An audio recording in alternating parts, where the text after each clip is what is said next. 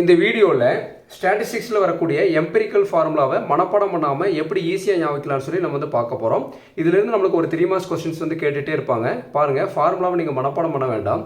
இங்கே பாருங்கள் என்ன கொடுத்துருக்காங்க பாருங்கள், மீன் மீடியன் மோடுங்களா. இதை வந்து நம்ம வந்து ரிவர்ஸ் ஆர்டரில் இப்படி எழுதிக்கிங்க. பாருங்கள் இந்த மாதிரி எழுதிக்கிங்க. ஃபஸ்ட் இங்கே வந்து மீன் எழுதுங்க, மீன்.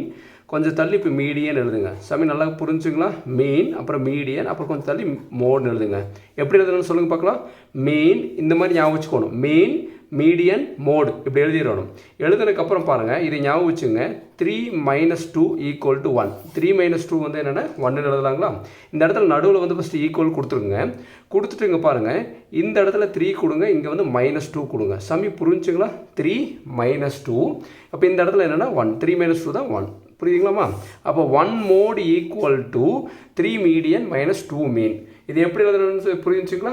சரி, இதுதான் ஒரு ஃபார்முலா. இதை வச்சுட்டு இந்த ஒரு ஃபார்முலா தெரிஞ்சாவே போதும், எல்லா சம்மையும் வந்து போட்டுடலாம்.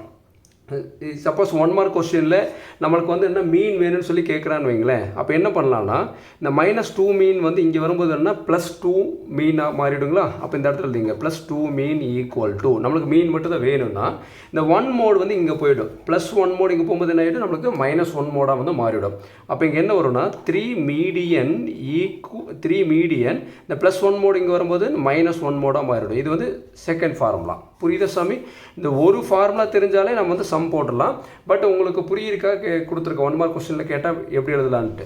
சப்போஸ் வந்து இல்லை நமக்கு மீடியன் கேட்குறாங்க, 3 மீடியன் தான் வேணும் அப்படின்னு சொல்லி கேட்குறாங்கன்னா, சாமி நான் சொல்கிற புரிஞ்சுங்களா? 3 மீடியன் வேணும்னு கேட்குறாங்கன்னா இந்த இடத்துல 3 மீடியன் ஃபஸ்ட் எழுதிடுங்க. 3 மீடியன் = இங்கே பாருங்கள், இந்த -2 மீன் இருக்குது பார்த்தீங்களா. ஆல்ரெடி 1 மோடு இருக்குல்ல, 1 மோடு அப்படி எழுதிங்க. 1 மோடு எழுதியாச்சு. இந்த -2 மீன் இருக்குது பார்த்தீங்களா. அந்த -2 மீன் வந்து இங்கே நம்மளுக்கு போகும்போது, ஏன்னா நம்மளுக்கு மீடியன் தான் வேணும். இப்போ -2 மீன் வந்து இங்கே போகும்போது என்ன ஆகுனா +2 மீனாக வந்து மாறும். இதுதான் வந்து என்னென்னா எம்பிரிக்கல் ஃபார்முலா. இதிலிருந்து வந்து நம்மளுக்கு வந்து 1 மார்க்ஸ் கொஸ்டின்ஸும் கேட்பாங்க, 3 மார்க்ஸ் கொஸ்டின்ஸும் கேட்பாங்க. இந்த வீடியோ உங்களுக்கு பிடிச்சிருந்ததுன்னா மறக்காமல் லைக் பண்ணுங்கள், மற்ற நண்பர்களுக்கும் ஷேர் பண்ணி விடுங்க. Thank you students.